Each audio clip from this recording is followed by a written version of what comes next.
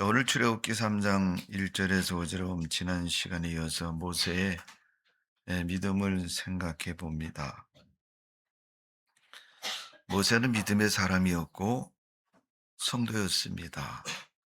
그의 믿음이 성경에 기록되어 있음은 하나님의 귀한 은혜가, 하나님의 놀라운 일들이 그를 통해서 일어났음을 분명히 증거하고 있습니다. 그 하나님은 앞으로 미래 시대의 여러분의 믿음을 통해서 세상 가운데서 모세처럼 귀하게 쓰임받는 그런 믿음의 사람 되기를 원하고 계십니다. 여러분도 모세처럼 그런 믿음으로 쓰임받는 성도가 되시기를 주님의 이름으로 축복을 드립니다.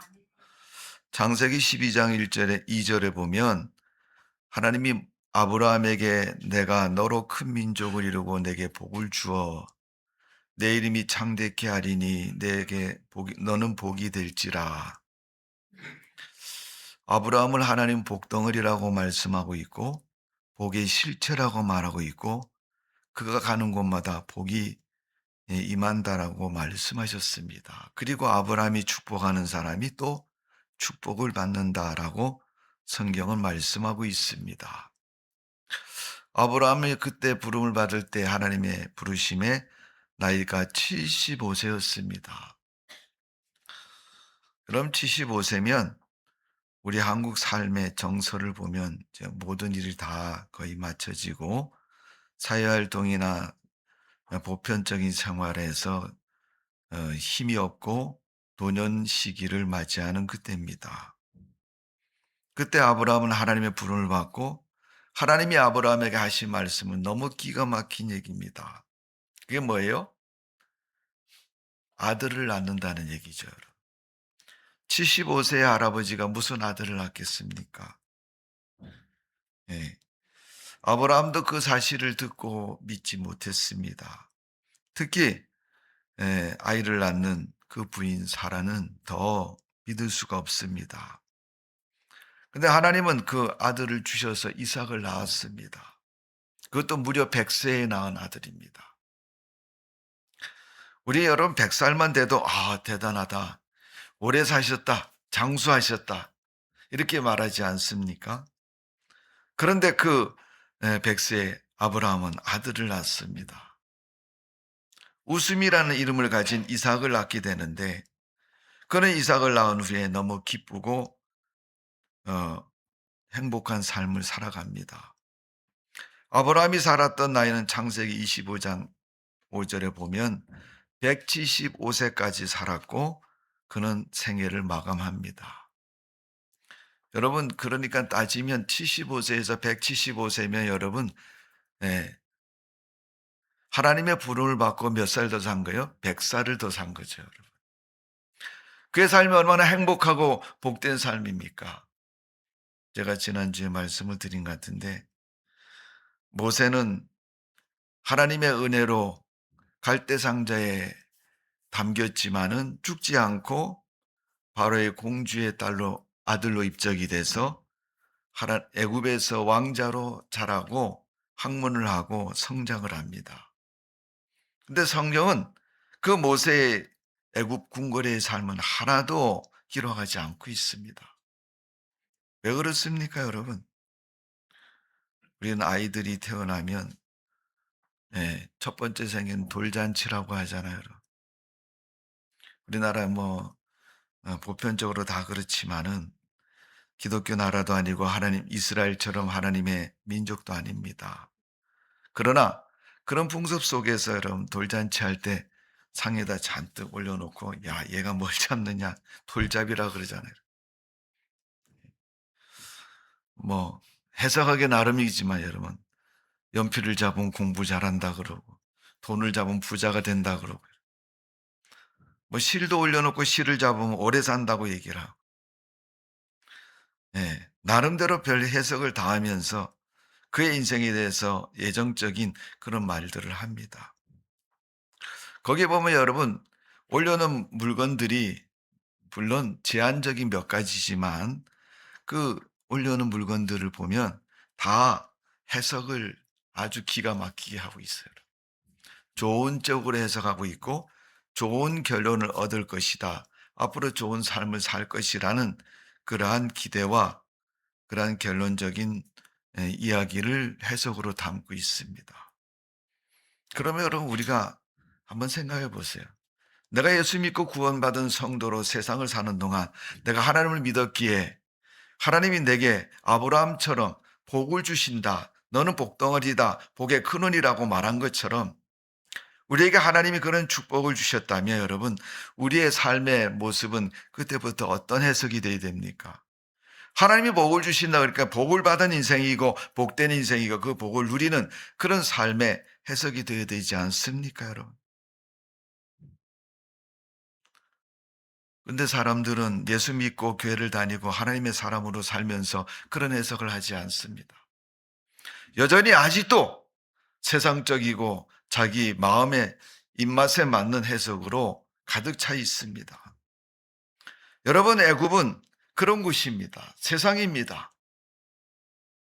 악이 가득한 곳이고 사람들의 어떤 소망과 꿈이 있는 곳이 아니라 지극히 사람의 본능에 충실한 것이 만족으로 얻으려는 것이 바로 애굽의 삶의 모습입니다.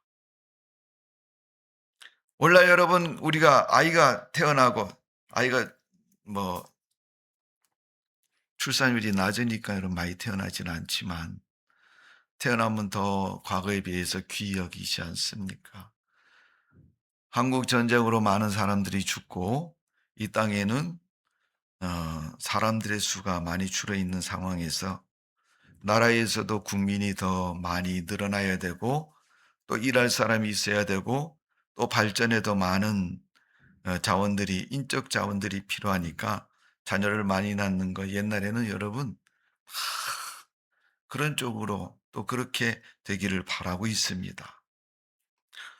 어떤 데는 여러분 보통 한 집에 보면 자녀 5명, 6명은 기본적으로 다 아이를 낳습니다. 저희 고향도 고향 마을에서 한 20km 정도 떨어진 그런 마을이 있는데 거기는 예, 9명을 낳은 집이 있다고 그래요. 근데 9명 다 딸을 낳아서 구공주집이라고 불리는 집이 있다고 그럽니다. 그만큼 아이를 낳았죠, 아이를. 예, 그런 시대가 있었습니다. 여러분, 애굽에서 공주의 아들로 입적이 돼서 자라는 모세. 어떻게 자랐겠습니까? 왕의 후계자로 가장 좋은 교육으로 가장 좋은 것으로 먹고 입고 자랐을 겁니다. 어쩌면 오늘날 우리 사회에서 가장 엘리트적인 공부를 하고 또 권력을 이어받고 인생을 보장받을 그런 인생을 살아가는 모세일 것입니다. 그럼에도 성경은 그의 성장과 그의 모습을 한 줄도 기록하지 않습니다. 우리는 아이가 태어나면 뒤집기만 해도 옹알이만 해도 눈만 맞춰도 마치 전기가 통하는 것처럼 귀여워하고 즐거워하고 행복해합니다. 출산의 기쁨이기도 하죠. 그렇게 자란 모세의 궁궐의 삶은 아무것도 없습니다. 성경은 무엇을 의미하고 있습니까? 네가 무엇을 먹고 무엇을 마시고 어떻게 자라느냐 그것이 중요한 게 아니라 그의 기록은 80세가 되어서 미디안 광야에서 하나님의 부르심을 받고부터 그의 인생에 대한 기록이 성경에 나오기 시작합니다.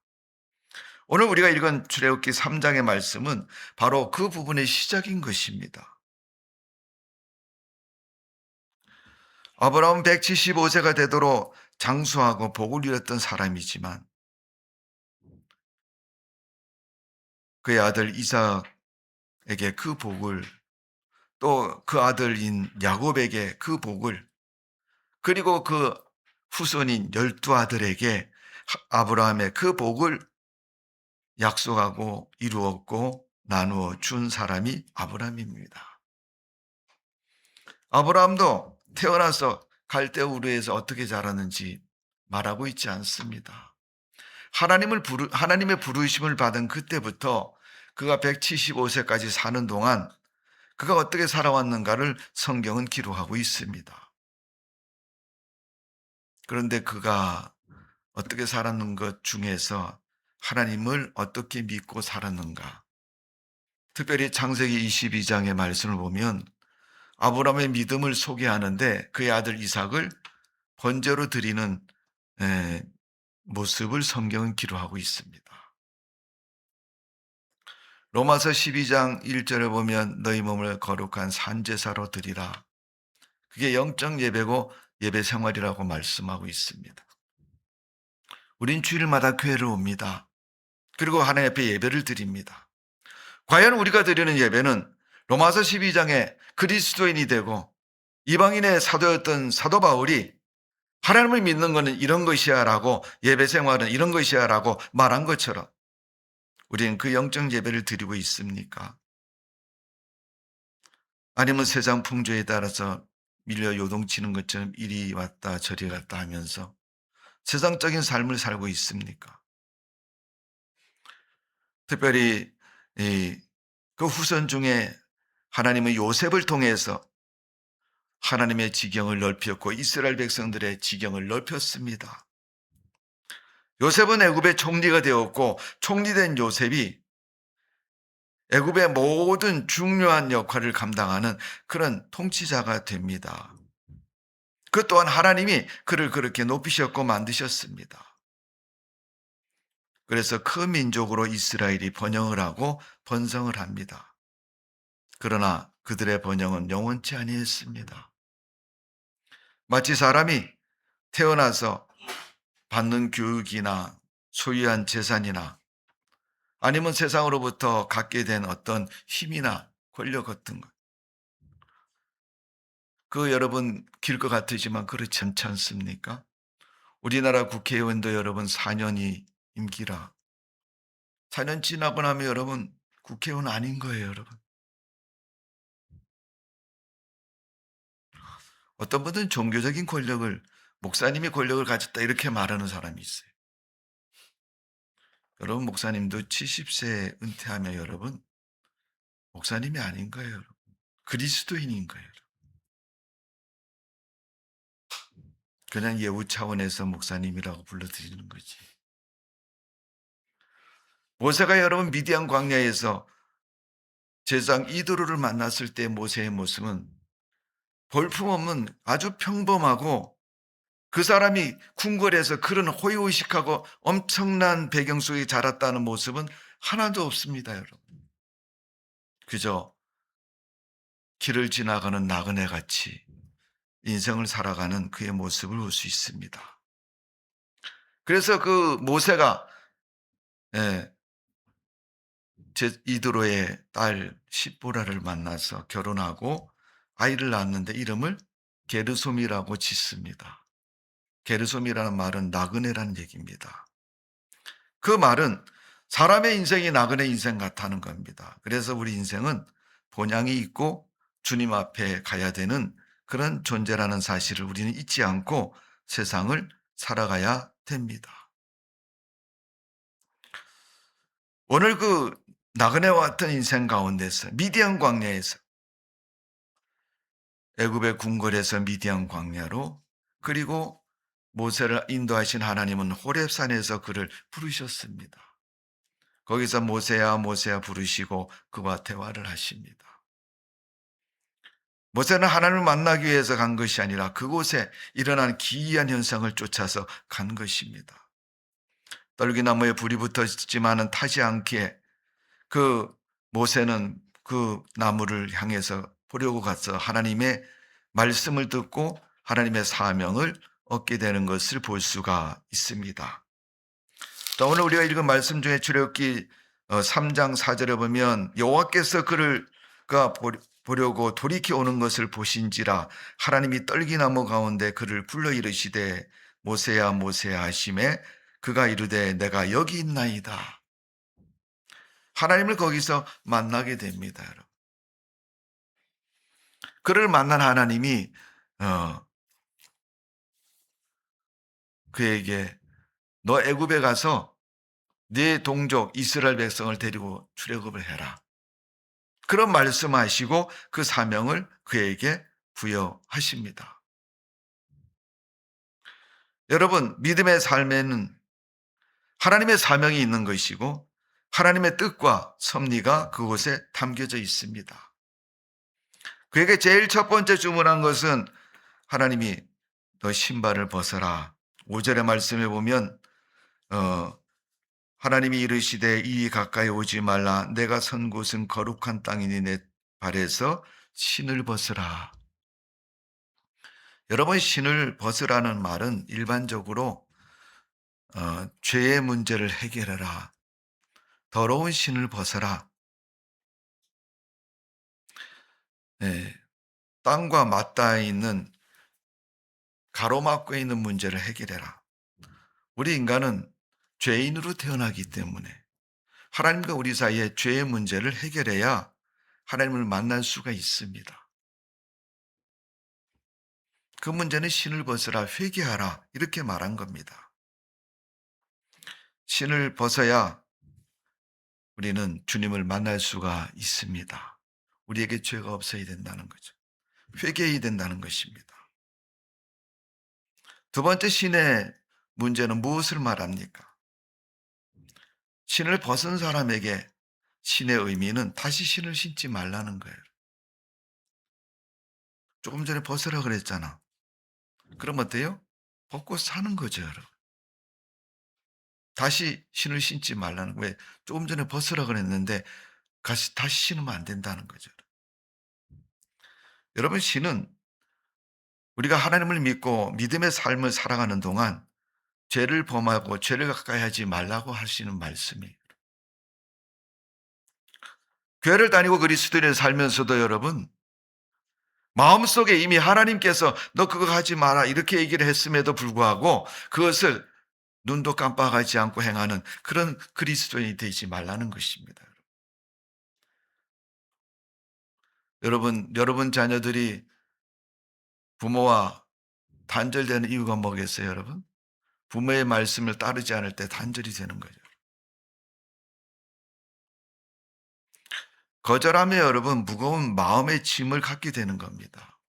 신앙생활도 그렇습니다.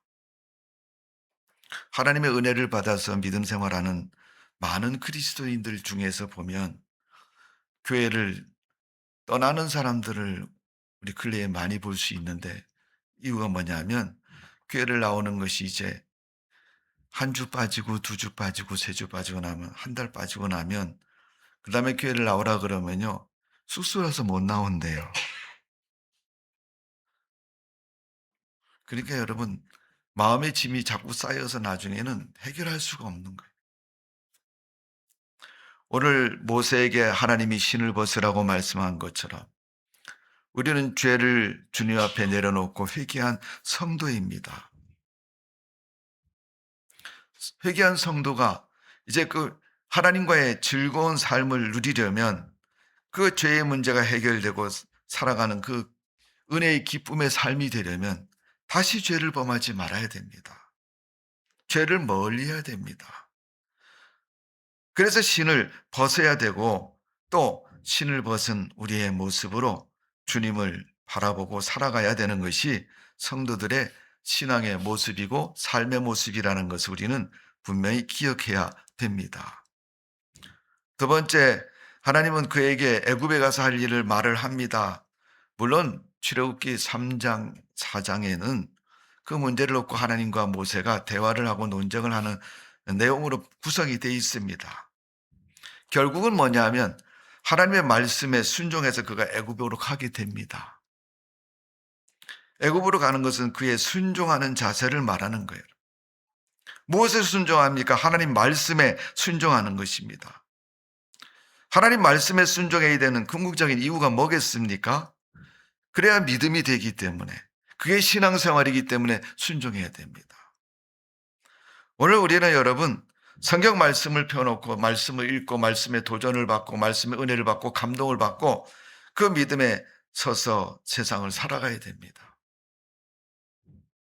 우리가 살아가야 할 결정과 삶의 태도는 옆에 있는 사람이 얘기해 주는 것도 아니고 선생님이 가르쳐 주는 것도 아니고 부모님이 가르쳐 주는 것도 아닙니다. 물론 부모님도 믿음의 사람의 믿음의 소리로 가르쳐 주겠죠. 그러나 궁극적으로 그에게 말씀하시는 하나님의 말씀이 그의 인생을 주관해야 되고 그를 도와서 살아가야 되는 줄로 믿습니다. 그의 믿음의 삶이 되는 것입니다.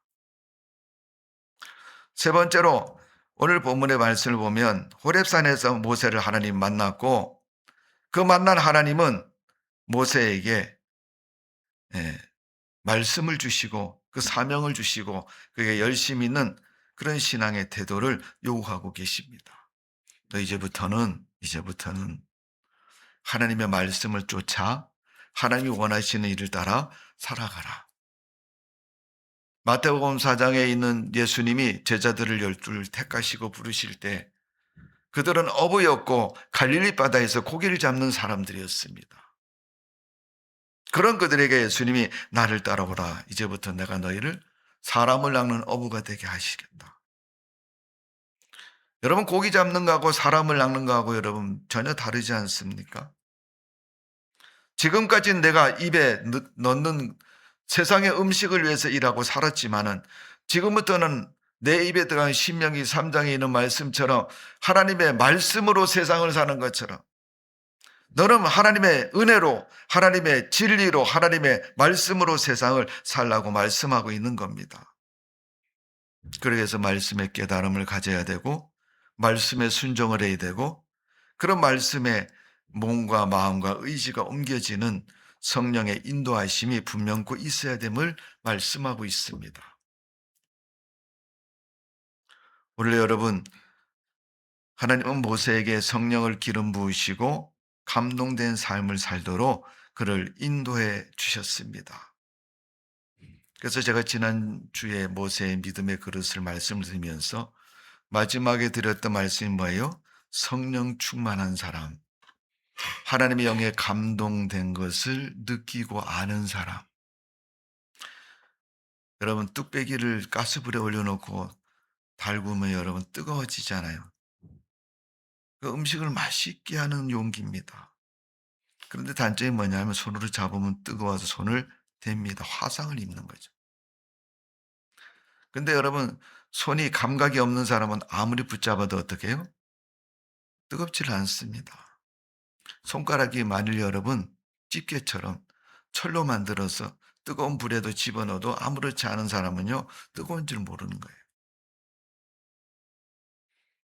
그런데 그 뜨거움을 느낀다는 것은 여러분 신경이 살아있고 피가 통하고 또 이게 감각이 살아있다는 거예요.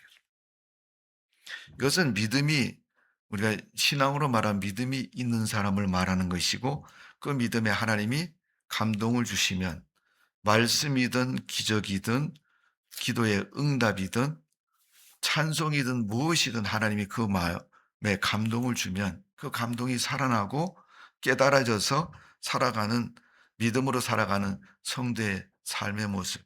그들의 특징은 하나님에 대한 느낌이 하나님 라는 느낌을 갖게 되고 또 마음속에 하나님 대한 믿음의 고백이 저절로 나오는 것입니다. 여러분 요셉도 노예로 팔려갔고 보디발의 집에서 청지기로 일했고 감옥에 또 일했던 사람이 요셉입니다. 그는 꿈의 청지기를 가지고 바로 앞에 서게 됩니다. 그가 30세에 바로 앞에 섰을 때 그는 바로의 꿈을 해석하는 그런 사람이었습니다. 창세기 41장 46절에 보면 그가 바로 앞에서 꿈을 해석하며 이건 하나님의 뜻이고 이건 하나님의 역사이고 하나님이 말씀하시는 겁니다. 분명히 그는 바로 앞에 그 말을 하면서 그의 꿈을 해석해 줍니다. 그때 요셉은 애굽 땅을 순찰하고 있었다라고 성경은 기록하고 있습니다. 그는 자기에게 주어진 책무에 정확하고 분명하게 열심을 다하는 그런 모습으로 살고 있습니다. 여러분 미디안 광야에서 양을 치던 모세도 마찬가지입니다. 양무리를 이끌고 서쪽으로 이동해 갈 때 양이 가는 곳을 쫓아가면서 이리 앞에서 보호하고 풀을 찾아가는 양을 쫓아서 서쪽으로 이동하면서 호렙산에 이르렀을 때 하나님은 그를 부르시고 그를 만나 주셨습니다. 그 호렙의 장소는 하나님을 만나는 믿음의 장소였고 하나님을 경외하고 하나님을 경험하는 신앙의 장소였습니다. 그런 면에서 여러분 오늘날 교회는 믿음의 장소요 신앙의 장소입니다. 교회 생활은 대단히 중요합니다. 내가 하나님을 만나는 과정 중에 가장 중요한 부분입니다. 오늘 여러분 우리가 교회 오는 거 그냥 가야 되니까 왔는지 모르겠지만은 그런 마음에서 이제 내가 오늘 하나님을 만나는 것은 세상에서 지금까지 살아왔던 나의 삶 속에서 가장 소중하고 중요한 것이라고 생각하고 만나는 믿음의 삶이 또 장소가 되시기를 주님의 이름으로 축원합니다. 요셉이 꿈을 해석하는 그 모습은 꿈은 그냥 해석한 것이 아닙니다. 여러분 시간을 달라고 말했고 하나님 앞에 묻고 하나님의 뜻을 구하고 하나님의 감동을 받아서 그는 꿈을 해석하는 요셉의 모습을 볼 수 있습니다. 그러니까 꿈의 해석이라고 우리가 간단하게 성경에 요셉이 꿈을 해석했다고 하니까 여러분 머리가 똑똑해 가지고 뭘 잘 분별해 갖고 해석한 것을 여겼지만 여러분 그렇지 않습니다. 하나님이 지시하시고 알려주는 감동으로 성령의 감동으로 그는 꿈을 해석하게 되는 것을 볼 수가 있습니다. 성도 여러분, 하나님을 믿는 성도에게는 모세가 신을 벗으라고 말한 것처럼 출애굽기 3장 5절에 그의 신을 벗으라고 하나님 명령하신 것처럼 우리는 영적인 삶을 위해서 믿음의 삶을 위해서 계속적으로 성결하고 바르고 온전한 삶을 살아가야 될 줄로 믿습니다. 제가 언젠가 한번 그런 얘기를 했죠. 주일학교 다니는 아이가 2학년 때 선생님이 학교에서 구구단을 외워야 된다고 그래서 구구단 검사를 하잖아요. 여러분 2단부터 9단까지. 여러분 다 외우시죠? 근데 언제 외우셨어요, 여러분? 여러분도 분명히 초등학교 다닐 때 2학년쯤이나 3학년 때 외웠을 거예요. 그게 여러분 몇십 년 됐는데 지금까지도 잊어버리지 않고 잘 계산하고 세상을 살아가는데 아름답게 쓰잖아요. 여러분. 그것처럼 신앙은 내가 하나님의 은혜를 받고 은혜를 내 마음에 새기고 그 마음에 새긴 그 은혜를 잊지 않고 오랫동안 내가 인생을 사는 동안 믿음 안에서 살 수 있는 기초가 되고 기둥이 되고 나를 이끌어가는 하나님의 은혜가 되는 것입니다. 여러분. 그래서 성령의 감동은 깨끗하고 신발을 벗는 삶을 사는 성도에게 하나님이 은혜를 주시는 거예요. 그렇지 않은 사람이 아무리 성령을 주어도 알지도 못하고 깨닫지도 못하고 그렇게 살지도 못합니다. 여러분 성령의 은혜로 살고 계십니까? 앞으로도 여러분 성령의 은혜로 살아가시고 하나님의 감동으로 살아가는 성도가 되어야 될 줄로 믿습니다. 여러분 우리 교단 이름 뭐예요? 기독교 대한성결교회 아닙니까? 성결교회는 여러분 성령을 강조하고 성결한 삶을 강조하는 교단이에요. 여러분. 물론 영국의 웨슬리 신학의 기초로 해서 발전된 신학으로 오늘날 교단의 신앙을 삼고 있지만 여러분 그건 다 하나님 말씀이 성경에 근거해서 성경에서 말하는 거룩한 성도의 삶을 가르쳐주고 정리하고 또 그대로 살아가는 것이 우리 신앙인의 모습인 것입니다.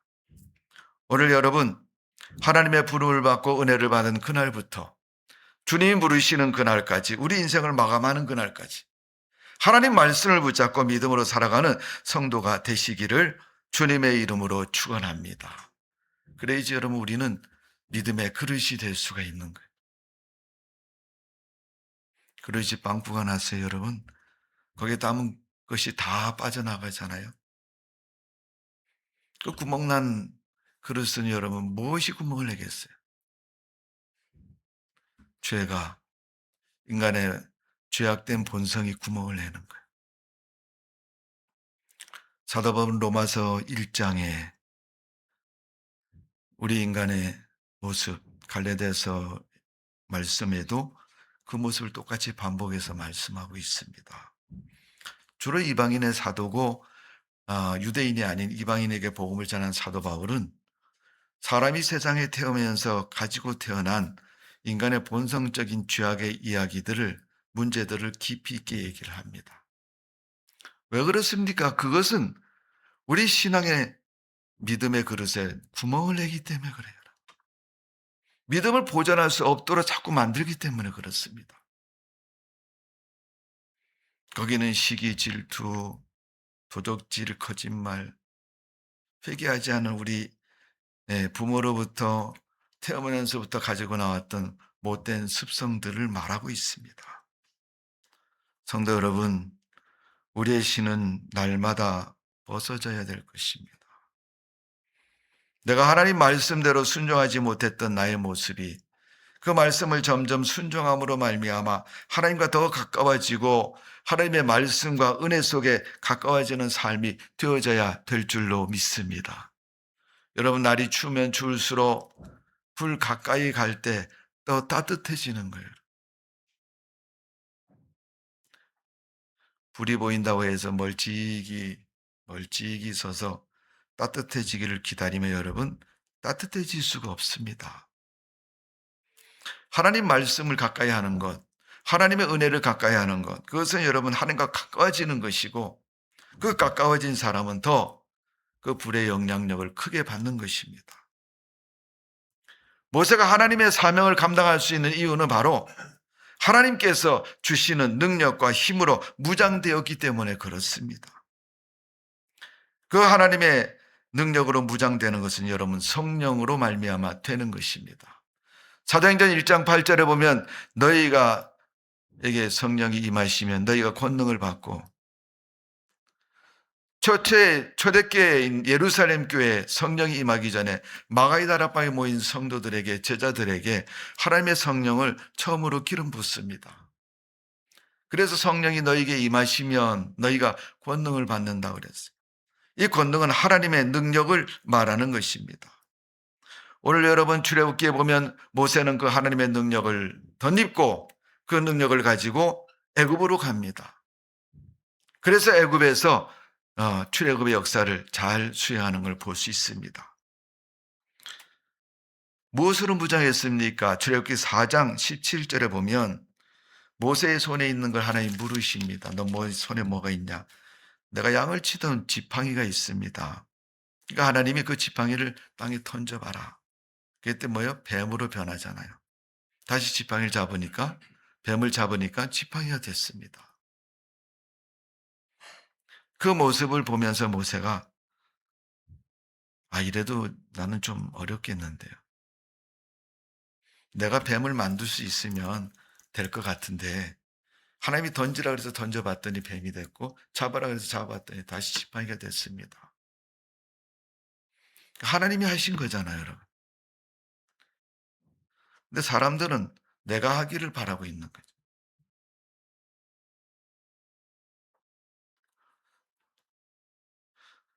회사를 다니고 돈을 버는 사람에게 월급을 받는 사람에게 아이 돈을 버시느라고 수고하셨습니다. 당연하지 고개를 끄덕끄덕거리면서 맞아. 내가 한 달 동안 열심히 회사를 다녀가지고 돈을 받았어. 월급을 받았어 그러면서 거기에 대한 기쁨도 마음 뿌듯함도 있는 거예요. 근데 하나님이 돈을 벌게 해주셔서 당신이 월급을 탔습니다. 그러면 무슨 소리를 합니까? 이렇게 얘기를 합니다. 과연 여러분 내가 회사를 안 다녔는데 월급을 받을 수 있습니까? 라고 말하면 여러분 그걸 말하는 자체도 여러분 말이 안 되는 거죠. 회사를 안 나갔으면 월급을 받을 생각하지 말아야 되죠. 그럼 마치 요즘 우리가 삶을 살아가는 사람들의 삶의 논리처럼 뒤집어 가지고 야 내가 회사를 안 나갔는데 어떻게 월급이 생기느냐 이렇게 역으로 사람들을 공격을 합니다. 여러분.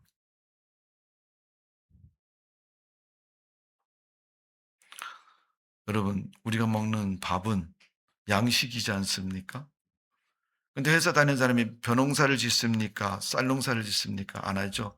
또 쌀을 가지고 밥을 해서 먹고 살아요. 양식을 얻는단 말이에요. 근데 뭘로 샀어요? 돈으로 샀단 말이에요. 그러니까 내가 돈을 벌어 가지고 쌀을 사서 먹고 산다는 얘기예요. 내가 돈을 안 벌었는데 먹을 게 어떻게 생깁니까? 그렇게 말할 것입니다. 사람들의 논리를 보면 그게 맞는 것 같지만 하나님이 이 땅에 쌀을 주시고 쌀이 되게 하시고 그걸 먹을 수 있도록 기회를 주셔서 우리가 먹는 겁니다, 여러분. 네가 돈을 버는 것을 하나님이 벌게 해 주셔서 번 것이라고 말하면 하나님 벌게 해 주신 게 아니라 내가 벌었다고 말을 합니다. 하나님 모세 보고 가라 그러니까 하나님 어떻게 가요? 거기 가서 뭘 합니까? 그 사람들이 내 말을 듣나요? 안 듣죠. 하나님 하도 답답하니까 지팡이를 던져보라고 말씀하셨어요. 이거 뱀이 되는 건 하나님이 하신 거다. 하나님이 이렇게 하신 거야.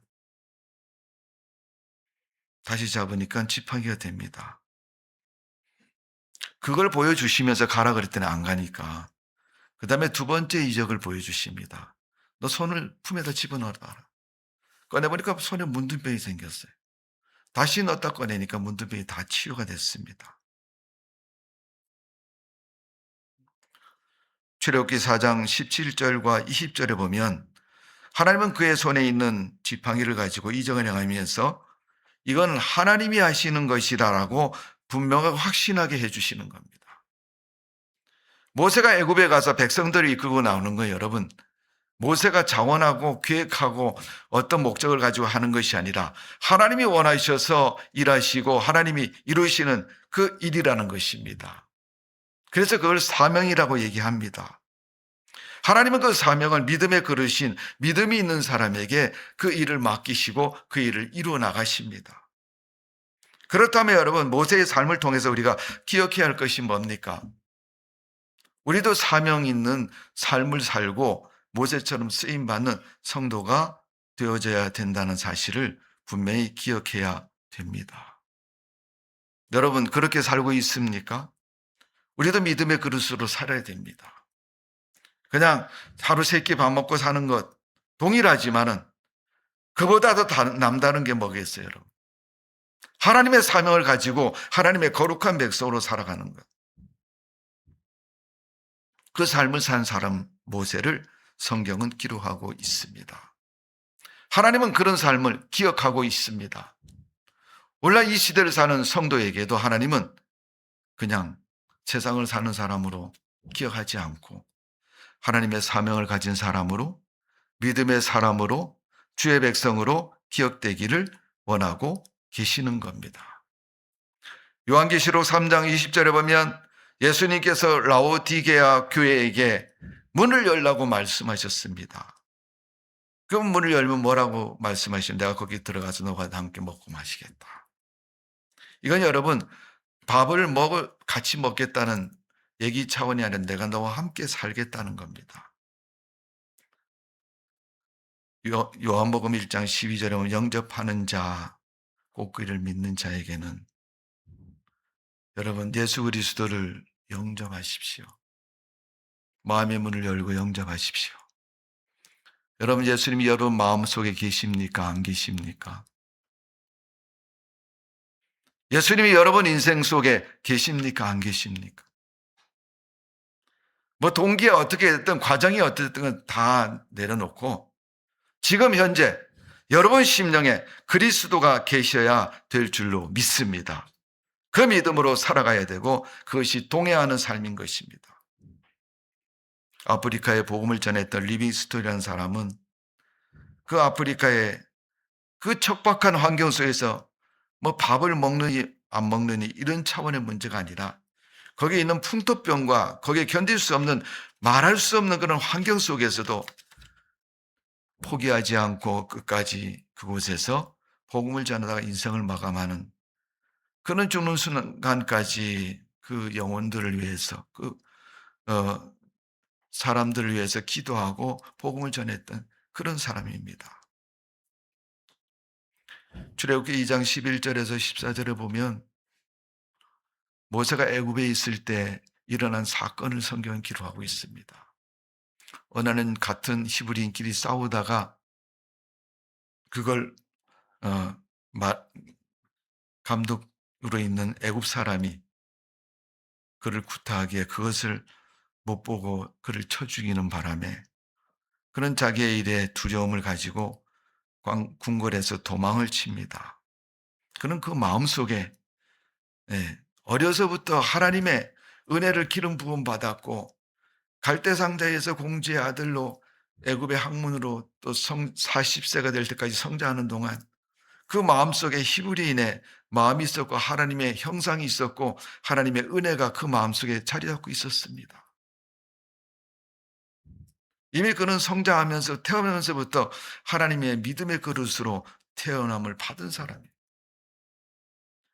원래 여러분 우리가 표현하는 많은 사람들의 신앙에 모태 신앙이라는 말을 쓰잖아요. 그런 태어날 때부터 하나님의 잉태되심과 하나님의 은혜 내려주심에 있는 사람입니다. 우리가 여러분 모태신앙으로 태어나지 않았다 할지라도 하나님을 믿고 하나님의 은혜를 받은 사람으로서 여러분 주님을 영접한 성도로서 그 마음속에 그리스도가 함께 계시면 그 믿음의 그릇으로 오늘도 동행하시고 하나님의 거룩한 은혜로 충만케 해 주시는 줄로 믿습니다. 여러분 하나님의 그 은혜로 사는 성도가 되십시오. 여러분 마음을 면밀하게 헤아려 보세요. 여러분. 난 정말 하나님을 믿는 사람인가? 입으로는 믿는다고 지금 수천 번 대답을 했는데 난 정말 마음속으로 내가 하나님을 믿는 사람인가? 여러분 마음에서부터 그 물음에 답이 있어야 할 것입니다.